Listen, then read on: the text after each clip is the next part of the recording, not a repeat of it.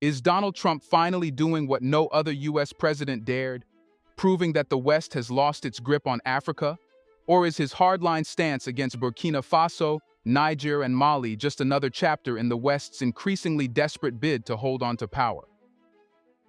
And here's the kicker. What if these three tiny nations in the Sahel are about to do what entire continents couldn't? Push back against Western exploitation and rewrite the rules of global power? Let's find out.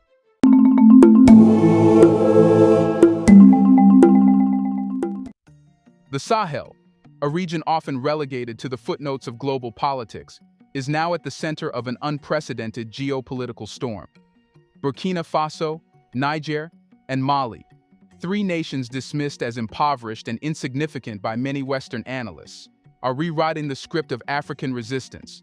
Their defiance isn't just symbolic. These nations have expelled foreign troops, rejected exploitative agreements, and boldly criticized Western powers on global platforms. Their leaders are unapologetically putting African sovereignty first, and the people are standing behind them with unprecedented unity. Enter Donald Trump. Back in the White House, he has taken a hardline stance against these nations, viewing their actions as a direct challenge to U.S. influence. His administration's aggressive policies are adding fuel to the fire, creating a clash that could redefine Africa's relationship with the West and the world. To understand this seismic shift, we'll explore the root causes of Sahelian defiance, the role of Niger's dramatic coup in this unfolding narrative, and how Trump's approach might be the final nail in the coffin for Western dominance in Africa. So, why are Sahelian nations defying the West so boldly? To understand the Sahel's defiance, you need to start with the basics. Why has the West had such a firm grip on this region for so long? The answer lies in a toxic cocktail of exploitation, dependence, and disrespect. For decades, countries like Burkina Faso, Niger, and Mali have been seen as little more than sources of raw materials: gold, uranium, and oil, funneling wealth into Western economies while leaving their citizens impoverished. But something has changed. The leaders of these nations, emboldened by military coups and widespread public support, have decided that enough is enough. Their boldness isn't random. It's the culmination of decades of frustration and a growing realization that the status quo benefits everyone except Africa. Take Burkina Faso, for example. President Ibrahim Traoré, the youngest leader in Africa, has become a symbol of defiance. In fiery speeches, he has called out the West for its hypocrisy, pointing to years of aid that came with strings attached and military operations that served Western interests more than African security. Under his leadership, Burkina Faso expelled French troops, nationalized its gold mines, and began charting a new path towards self-reliance. Niger, meanwhile, has turned its attention to uranium, a resource critical for powering Europe, but which has done little for Niger's development.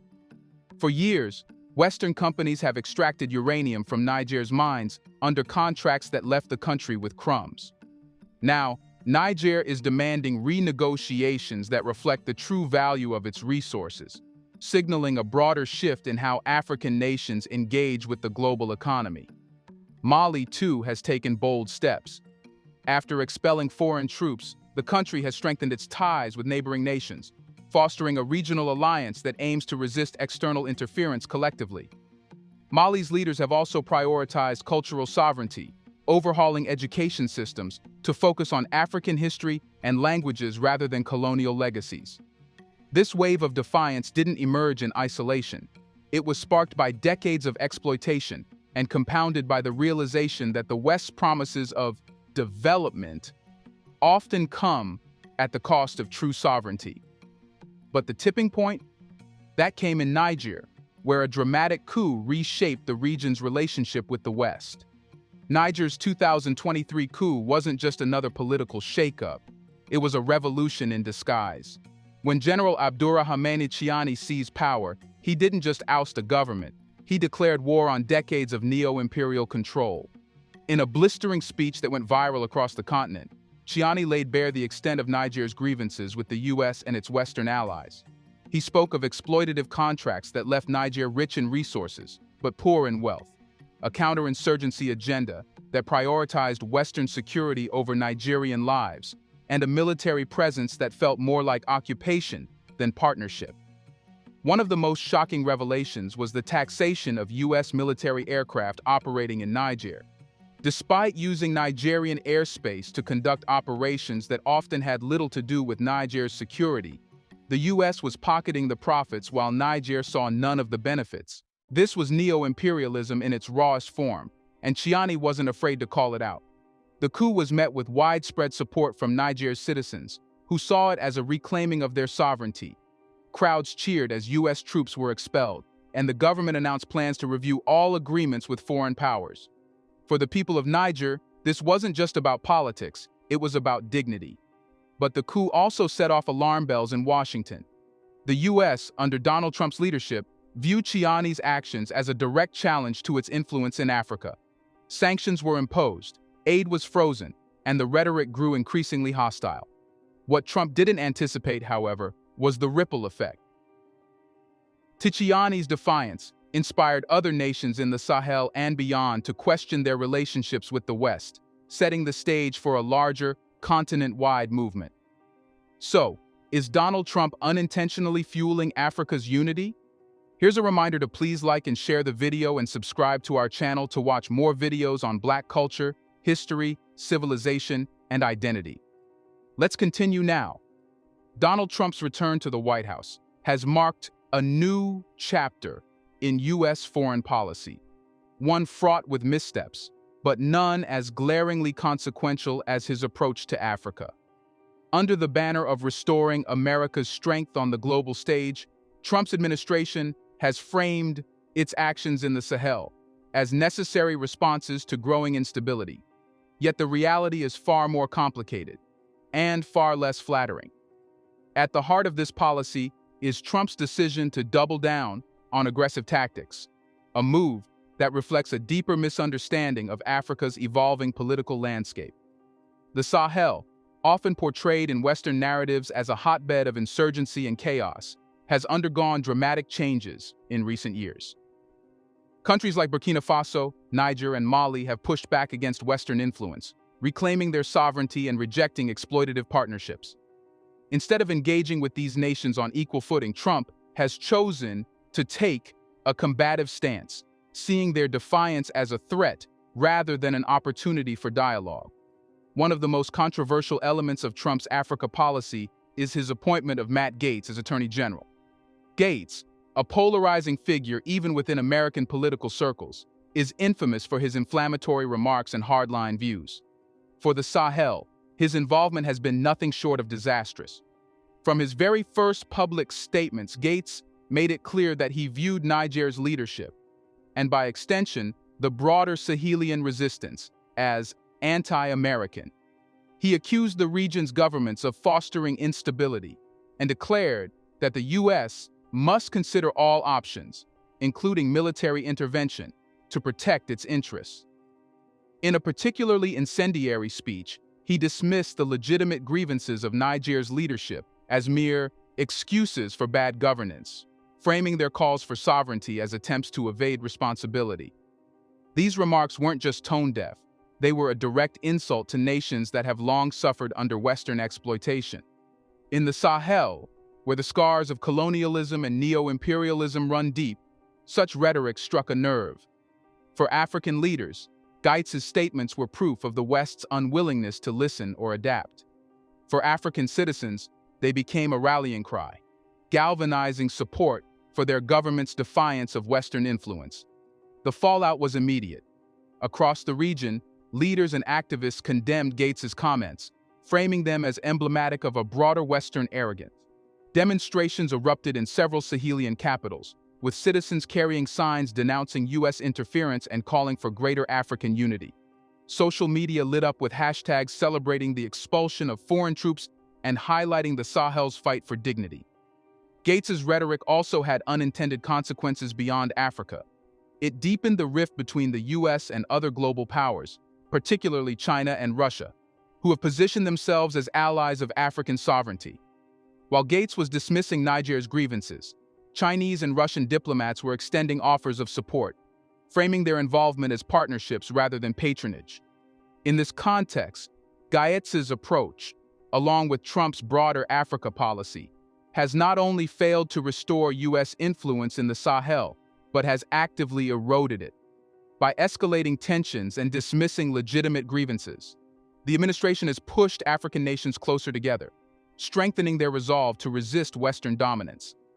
This miscalculation highlights a fundamental flaw in Trump's foreign policy, a reliance on outdated strategies that no longer resonate in a world where African nations are asserting themselves as equals on the global stage. Instead of acknowledging these shifts, Trump and Gates have doubled down on confrontation, a move that risks further isolating the U.S. in one of the most geopolitically significant regions in the world. Trump's broader strategy in Africa reveals a profound miscalculation. But that's not it. His administration, determined to reassert control over the increasingly defiant nations of the Sahel, has relied on tactics rooted in coercion rather than collaboration. By freezing aid and imposing sanctions on Burkina Faso, Niger, and Mali, Trump hoped to strong-arm these nations into submission, banking on their economic vulnerabilities to force compliance. But instead of bending the knee, the Sahel has dug in its heels. These punitive measures have backfired spectacularly, doing little to weaken the resolve of leaders like Ibrahim Traoré or Abdourahmane Chiani. They've had the opposite effect, galvanizing the region's resistance and amplifying the narrative of Western exploitation. For African citizens, these actions are not seen as efforts to promote stability or governance, but as attempts to punish nations that dare to demand sovereignty. By targeting Burkina Faso, Niger, and Mali with sanctions, Trump has inadvertently reinforced a powerful story, one that paints the West as an empire desperate to maintain its grip on Africa by any means necessary. In streets across the Sahel, this narrative has sparked rallies, grassroots campaigns, and a surge of support for leaders who are now being hailed as symbols of African dignity and defiance. Citizens who were once skeptical of their government's policies have rallied behind them, unified by shared disdain for what they perceive as Western bullying. But the fallout doesn't stop at the Sahel. Trump's actions have ignited a wave of continental solidarity that the West didn't anticipate. Leaders from Guinea to Chad have publicly voiced their support for the Sahel's resistance, framing it as a fight not just for the region, but for all of Africa. This growing unity has turned what might have been an isolated confrontation into a broader movement for African self-determination. Consider Guinea, where President Mamadi Doumbouya has echoed the Sahel's calls for sovereignty, emphasizing the importance of breaking free from Western dependence. Chad, a key player in regional politics, has also aligned itself with the Sahelian bloc, amplifying calls for collective action against external interference. This solidarity is not merely symbolic. It represents a shift in African geopolitics where regional alliances are strengthening in opposition to Western policies. Beyond Africa, the situation has caught the attention of global powers eager to challenge Western dominance. Both China and Russia have seized the opportunity to position themselves as allies of African sovereignty.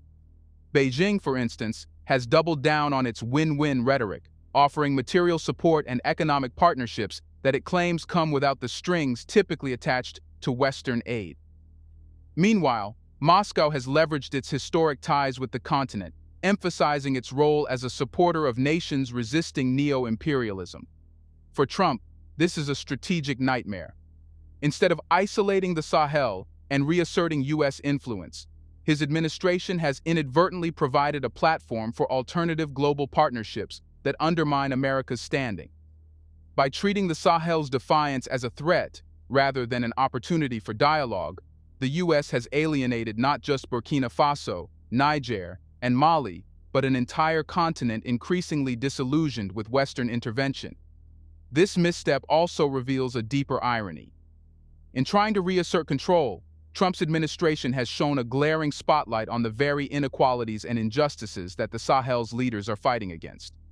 By freezing aid and imposing sanctions, the U.S. has essentially validated the claims of African leaders who argue that Western powers are more interested in maintaining dominance than in fostering genuine partnerships. And here's the most intriguing part.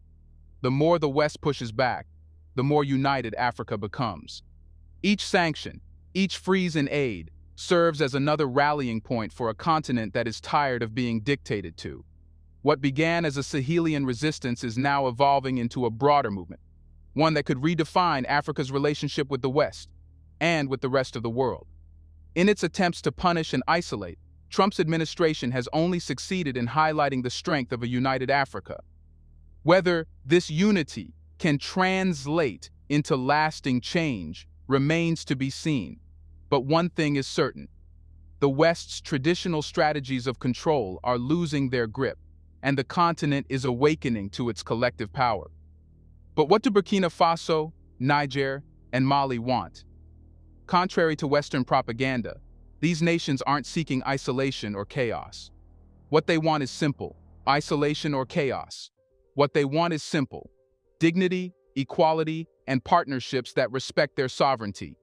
Burkina Faso, under Traoré's leadership, is prioritizing self-sufficiency. The government is investing in local industries, reforming agriculture, and redirecting resources toward domestic development. This isn't about rejecting the West, it's about building a future that doesn't depend on it. Niger, meanwhile, is pushing for fairer trade agreements. The country's uranium wealth has long fueled European energy grids, yet Niger itself remains one of the poorest nations in the world. Chiani's government is demanding contracts that reflect the true value of Niger's resources, signaling a broader shift in how African nations engage with the global economy. Mali is taking a different but equally bold approach.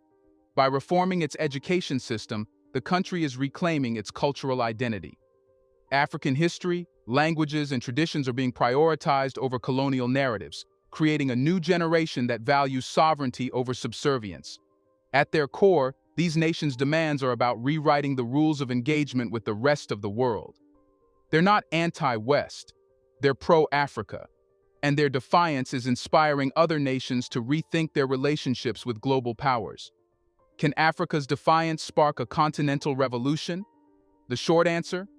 Yes, but not without challenges. Burkina Faso, Niger, and Mali have become far more than just defiant nations in the Sahel. They are emerging as symbols of resistance and catalysts for change, igniting a larger movement across Africa. Their bold actions, expelling foreign troops, demanding equitable trade agreements, and reclaiming their cultural narratives, are inspiring other nations to reevaluate their relationships with foreign powers. From economic overhauls to cultural revivals, the Sahel's defiance is sparking conversations in capitals across the continent.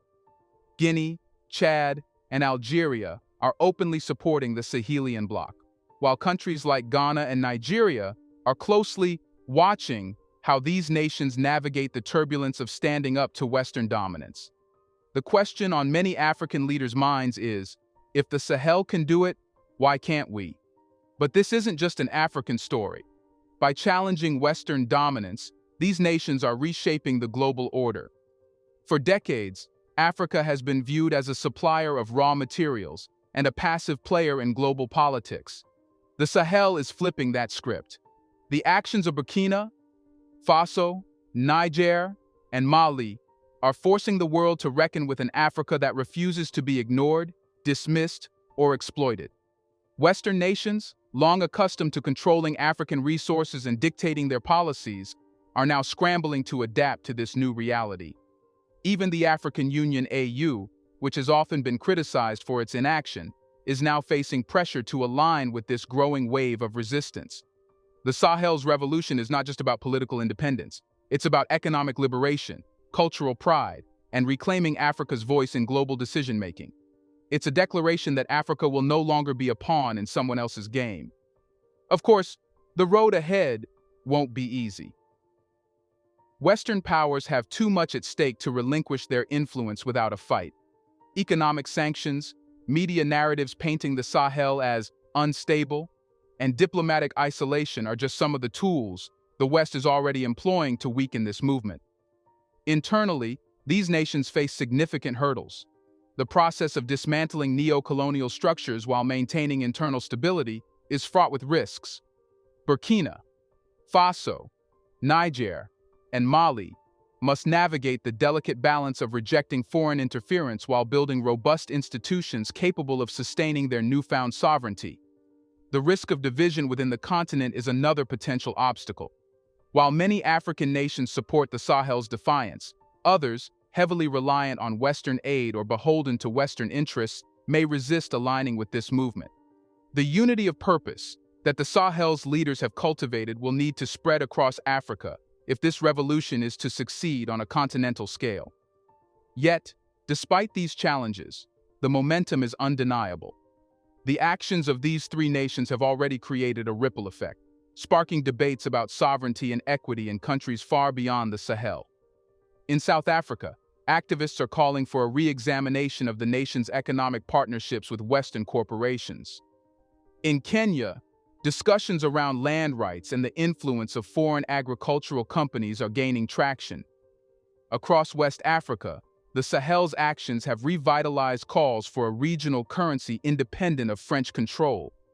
This movement is about more than just reclaiming resources or expelling foreign troops. It's about redefining Africa's place in the world. It's about demanding that Africa be treated not as a dependent or a subordinate, but as an equal. So, can the re-election of Trump change anything? Is a united Africa ready to fight Trump? Let us know in the comment section. Can Trump even dare to attack a united Africa? Do you want to watch more videos like this one? If so, subscribe to our channel and press the bell icon next to it. We have decided to bring videos on something nobody talks about: the Black culture, civilization, history, and evidence about how glorious Blacks have been. Thanks for watching, and until the next video, stay tuned.